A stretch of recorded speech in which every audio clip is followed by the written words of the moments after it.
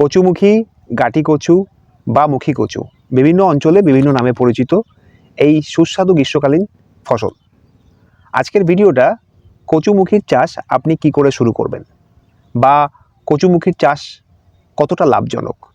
আজকের ভিডিওতে আমি আমার নিজের জমিতে আছি এই মুহূর্তে। আমি কচুমুখীর চাষের ক্ষেত্রে কি ব্যবহার করেছি, কি সার দিয়েছি, কতটা পরিমাণে সারের ব্যবহার করেছি, এই বিষয়ে একটা বিস্তারিত আলোচনা আমি আপনাদের সামনে তুলে ধরছি। নমস্কার, আমি শঙ্কর আছি আপনার সাথে। আপনারা দেখছেন কৃষি দর্পণ চ্যানেল। কৃষি দর্পণ চ্যানেলে আপনাদের সকলকে স্বাগত। জমি তৈরি করার সময় আমি এই জমিতে ট্রাক্টর দিয়ে টানা ফালে দুটো চাষ দিয়েছি, তারপর রোটারে আরও দুটো চাষ দিয়েছি। এর মাঝে মূল সার হিসাবে আমি 10-26 বিঘা প্রতি 10 কেজি হারে ব্যবহার করেছি। এছাড়া টাটা স্টিল কোম্পানির ধ্রুবী গোল্ড বিঘা প্রতি 10 কেজি হারে ব্যবহার করেছি। যদি কারো মনে হয় ধ্রুবী গোল্ড আপনি পাচ্ছেন না, সেক্ষেত্রে 10-26 সার আপনি বিঘা প্রতি 20 কেজি হারে ব্যবহার করতে পারেন। সারের সাথে আমি বিঘা প্রতি 2 কেজি হারে জিঙ্কের ব্যবহার করেছি। সারের সাথে মাইক্রোরাইজার, বেস্ট অ্যাগ্রো লাইফ কোম্পানির মাইক্রোরাইজার আমি বিঘা প্রতি 2 কেজি হারে ব্যবহার করেছি। এছাড়া বোরন, মাটির বোরন বা সয়েল বোরন যেটাই বলুন না কেন আপনি, এটা আমি কিন্তু বিঘা প্রতি 3 কেজি হারে ব্যবহার করেছি।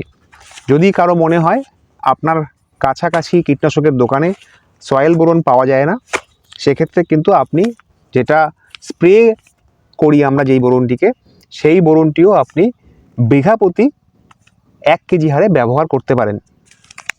কচুমুখী চাষের ক্ষেত্রে বোরনের ব্যবহার অত্যন্ত আবশ্যক, তাই সার ব্যবহার সাথে সাথে আপনারা কিন্তু মাটির বোরন বা স্প্রে বোরন যে কোনো একটি বোরন কিন্তু অবশ্যই ব্যবহার করবেন। কচুমুখী চাষের ক্ষেত্রে বিভিন্ন জায়গায় বিভিন্ন রকমভাবে বেড তৈরি করা হয়, তবে আমার যেটা মনে হয় 2 ফিট অন্তর অন্তর যে বেড করা হয় সেটা সবচেয়ে আদর্শ। দেখুন আপনারা, এখানে আমি 2 ফিট অন্তর অন্তর একটা বেড তৈরি করেছি এবং এর যে মাঝখান দিয়ে এই বরাবর আমরা কিন্তু কচুমুখীর বীজটা লাগিয়েছি। কচুমুখীর যে বীজ আমরা লাগিয়েছি সেখানের কিন্তু দূরত্ব রয়েছে 8 থেকে 10 ইঞ্চি বরাবর। তার পাশাপাশি কিন্তু আমরা সেচ দেওয়ার জন্য একটা ড্রেনের ব্যবস্থা রেখেছি। কচুমুখী চাষের ক্ষেত্রে ড্রেনের ব্যবস্থা অবশ্যই থাকতে হবে। সেচ ব্যবস্থা যদি ভালো না থাকে যেই জমিতে, সেই জমিতে কিন্তু কচুমুখীর চাষ কিন্তু সহজে করা যাবে না। এর জন্য আপনারা যখন ড্রেন করবেন সেটা যেন একটু ডিপ হয়। এই দেখুন, আমরা কচুমুখী লাগানোর 7 দিনের মধ্যেই কিন্তু এখানে সেচ দিয়েছি। এখানে জলও আপনারা দেখতে পাচ্ছেন। তাই চাষি ভাইদের কাছে অনুরোধ করব, যারা কচুমুখী চাষ করবেন তারা বেলে দোআঁশ মাটিতে অত্যন্ত ভালো ফলন পাবেন এবং সেখানে অবশ্যই সেচ ব্যবস্থা ভালো রাখার চেষ্টা করবেন। কচুমুখী একটি দীর্ঘকালীন ফসল। 2 রকমের বীজ পাওয়া যায় বাজারে। হাইব্রিড যে বীজটি হয় সেটি 4 থেকে 5 মাসে আপনি বাজারজাত করতে পারবেন। এছাড়া যে দেশি বীজটি পাওয়া যায় সেটি কিন্তু 5 থেকে 6 মাস সময় লাগে। তাই কচুমুখী চাষের সময় আপনার যে বীজ নির্বাচন সেটা অত্যন্ত গুরুত্বপূর্ণ। 1 বিঘে জমির ক্ষেত্রে আপনি যদি হাইব্রিড বীজ লাগান তবে কিন্তু আপনার 200 কেজি মতো বীজের প্রয়োজন হবে। 200 কেজির বীজ বর্তমান বাজার দর কেজি প্রতি 60 টাকা করে। আপনি যদি খুব ভালো ফলন আপনার জমিতে হয় তবে কিন্তু 25 থেকে 30 কুইন্টাল ফলন কিন্তু আপনার 1 বিঘে জমির থেকে আপনি পেতে পারেন।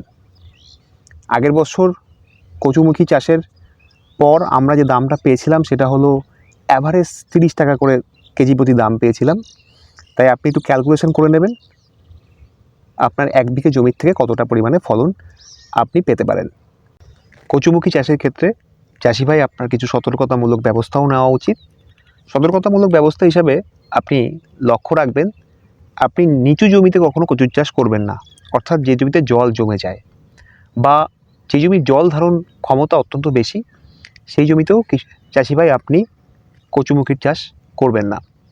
কচুমুখী চাষের ক্ষেত্রে কিন্তু আপনার চাপান সারেরও একটা প্রয়োজন থাকে।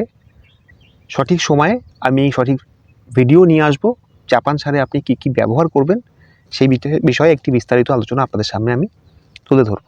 আজকের ভিডিওটি এই পর্যন্তই। যদি আপনাদের ভিডিওটি ভালো লাগে আমাদের চ্যানেলটি সাবস্ক্রাইব করবেন, লাইক করবেন আর চাষি ভাইদের মাঝে এই ভিডিওটি শেয়ার করবেন। ধন্যবাদ।